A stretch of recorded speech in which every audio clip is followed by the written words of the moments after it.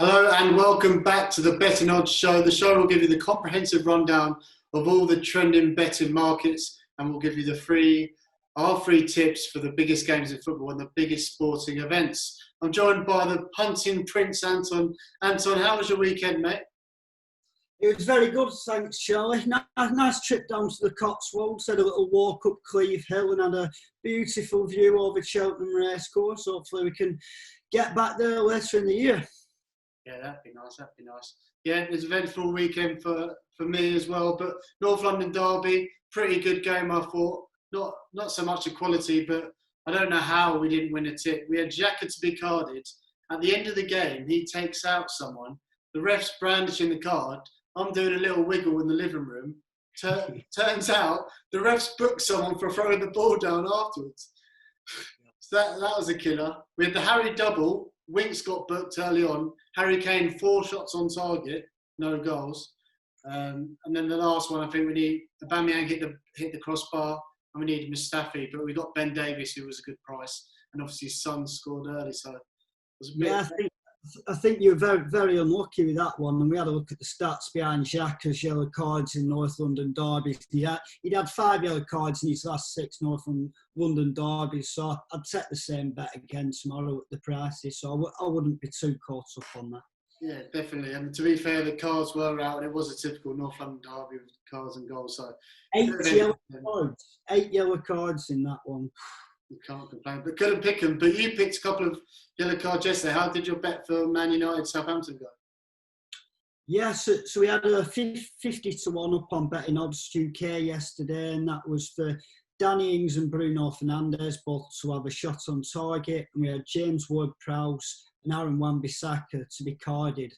And funnily enough, both cards came in, and none of the shots on target came in, which just shows you can get such short prices in there on one shot on target.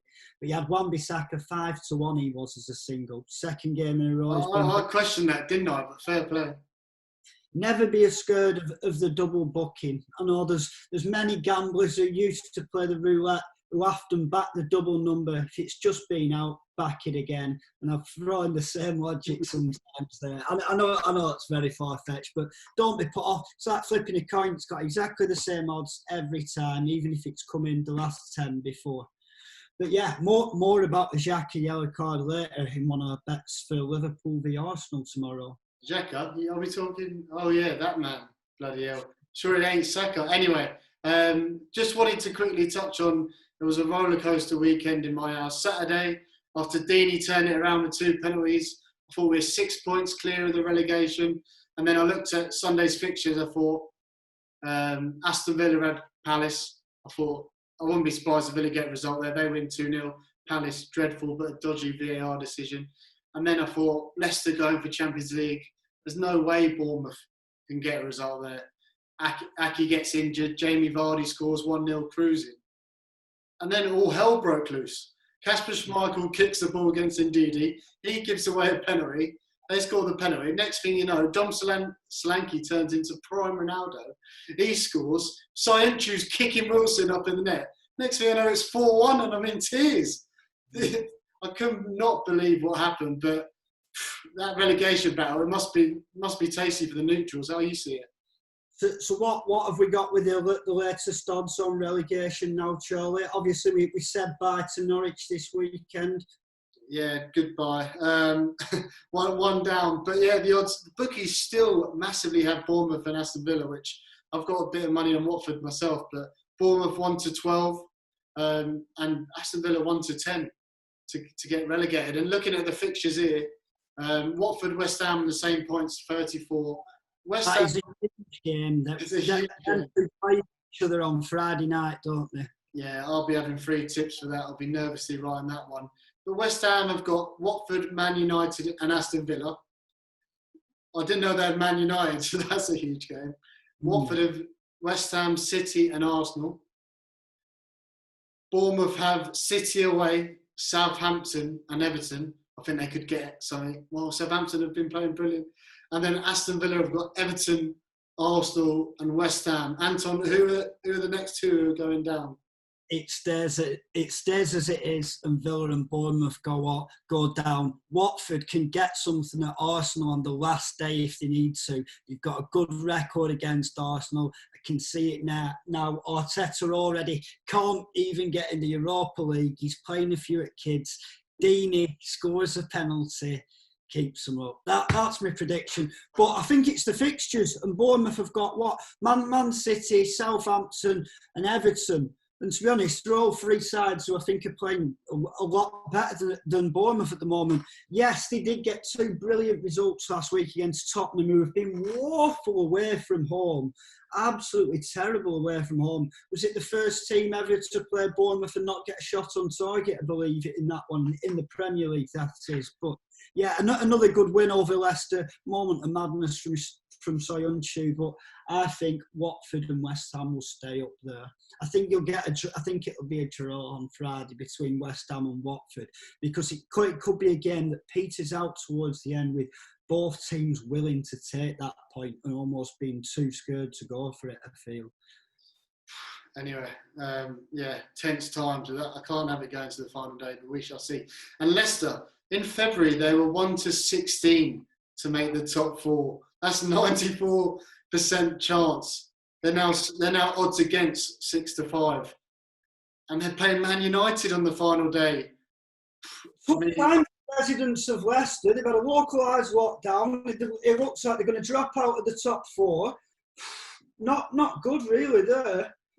When you say 1-16, how many points were they clear at the start of February from the top four? Yes, Chelsea and Man United have massively improved, but the form there has not been good at all. Do you think they've blown it? I do, yeah. I really think they've blown it. I think United will beat them on the last day if they have to as well. I see Chelsea play tonight. Before this video potentially goes out, they're playing Norwich, and I think they'll get 3 points there, Chelsea.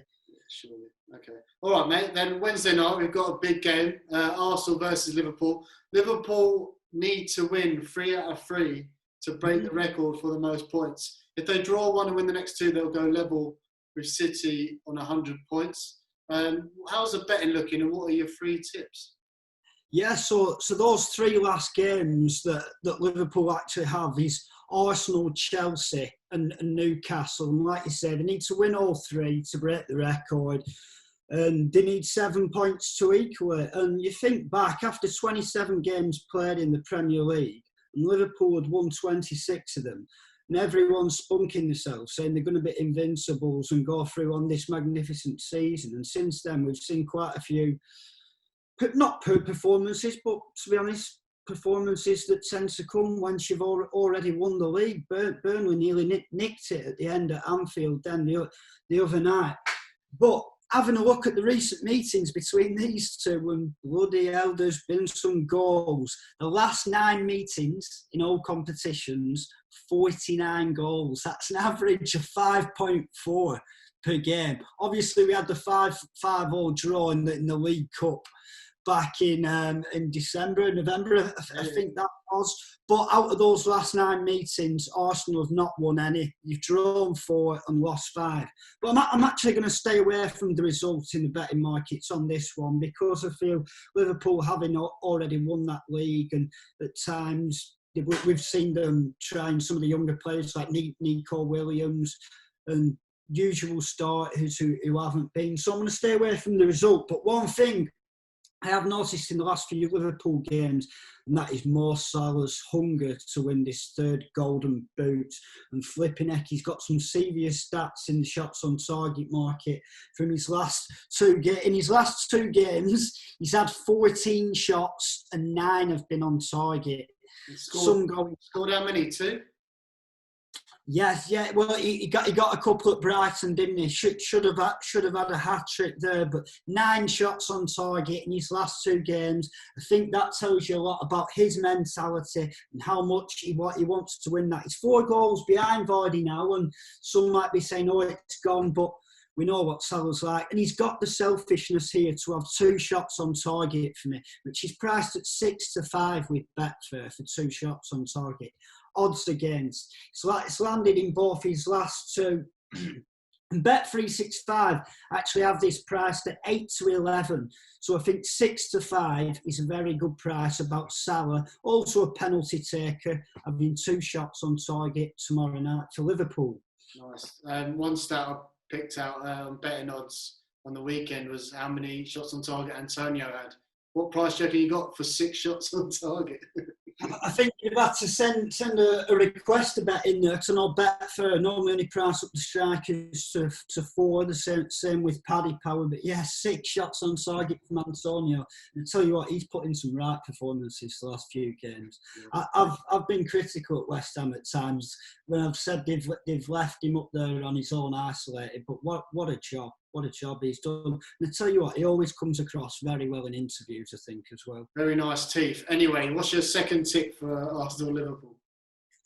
Yes, he does have a pair of pearly white gnashes, doesn't he? But my second one I'm going for is Mo Salah again. This time I'm backing him to score, and I'm doubling that up with Granit Xhaka to be carded. I've already mentioned, I think goals are going to be on the cards tomorrow with this one. I've mentioned the stats from the previous 9 meetings, but I feel that element of almost like a North London derby where we saw it was quite end-to-end at the weekend. We saw it at the start of Man City v Liverpool after Liverpool had already won the title, where it was very open at the start. And I feel Arsenal can do this. You've got to also remember, Arsenal are unbeaten at home this calendar year under Mikel Arteta. But I'm going for Salah to score. I think he's going to get on the sheet here. I've already mentioned that. And then Xhaka to be carded. Arsenal, worst disciplinary record in the Premier League this season. And Xhaka, 8 yellows, no one with more. He didn't have one in the North London derby, and I'm feeling that it drops again against Liverpool. So having a look at the prices, that's 15 to 2 for a Xhaka card and a Mo Salah goal. It's 11 to 2 with 365. No, I always like to shop around and have a look if we're getting an half decent price, because if you're not, there's no point in doing it really, is there, if you're doing it long term over the season. But yeah, Salah to score, Xhaka to be carded, 15 to 2. Nice, sounds good. Yeah, I think Mo Salah could have a lot of joy if Arsenal's defence play anything like they did in the North London derby. Mustafi was on all fours like a dog at times, but yeah, what's the first? Have you got a big one for the last one? I have got a big one, and it's to do with it. That's what she said. But anyway, back to the betting, Charlie. It kind of ties in there with your defensive frailties for Arsenal, and I'm going Firmino and Aubameyang to have a shot on target, and David Luiz and Joe Gomez to be carded. I'm going to start with Aubameyang. 3 behind Vardy for the Golden Boot now, 7 to 1 to do so. Could be a decent bet. That more shots per game for Arsenal. That's 2.6 per game. He's also got more shots on target per game. No surprise there. He's averaging 1.2, which shows more often than not. This one comes in. Again, penalty taker. Like to have him on side with shots on target, if possible. So that's a Aubameyang one on target. Then I'm going with Firmino. It's quite an interesting one here. You might be saying, why have you not put Salah in again and Mane this time? But I think he's a bit better value than Salah and Mane for a shot on target. He actually averages better for shots on target per 90 minutes than Mane does this season, which is quite surprising. No, that's in general, over at home and away. But you're also want to hear something with the away angle. Firmino at home this season, shots on target per game, 0.9. You go away from home and that rises to 1.2, which is quite rare to see that. But we know the stats around it. Has he scored yet at Anfield in the league this season? No. But I think the key one there is, you look at over the season, both home and away, he's averaging better on target than Mane. Mane's taking a lot more shots. Firmino, clinical, accurate player. So that's me 2 shots on target, 1 for Oba and 1 for Firmino. Onto the cards, David Luiz. You know, I've criticised him, loose cannon at times. Feel he's always prone to a mistake, and he seems to happen against the bigger teams. And obviously, that's going to happen in a certain sense when they see a lot less of the ball, Arsenal. But we saw it against Man City. He's had 5 yellows and 2 reds this season. He's up against the pace of Salah and Mane, and I want him in my big game multi, David Luiz, to be carded. To go with that, I'm also going for Joe Gomez. Matip's out injured at the moment. Joint most yellows for Liverpool in the league this season is Joe Gomez, which I'm quite surprised at. He's only actually played 19 league games there. Has he had 2 in the last 2? I'm sure he had one against Man City, didn't he? Because it was the whole thing with Sterling where, you think you're the big man now, are you? But that was kind of the incident there. But going back to this same game, Multi, we've got, rounding that off, Aubameyang and Firmino, 1 or more shots on target. David Luiz and Joe Gomez to be recorded, 55-1 with Paddy Power. I think that's a decent little price there if you're after a long shot for the game. I like that, 55-1. Yeah, Joe Gomez has been a bit reckless. He looks like he enjoyed that celebration party. They all did. It looked like a big 24-hour session, but it's going to be a good game. So thanks for those 3 tips, Anton. And as always, make sure you only bet what you can afford. Betting should be fun, so don't make it anything it's not. And please gamble responsibly. We're going to enjoy the game. Thank you for those bets, Anton, and we will see you later. See you soon.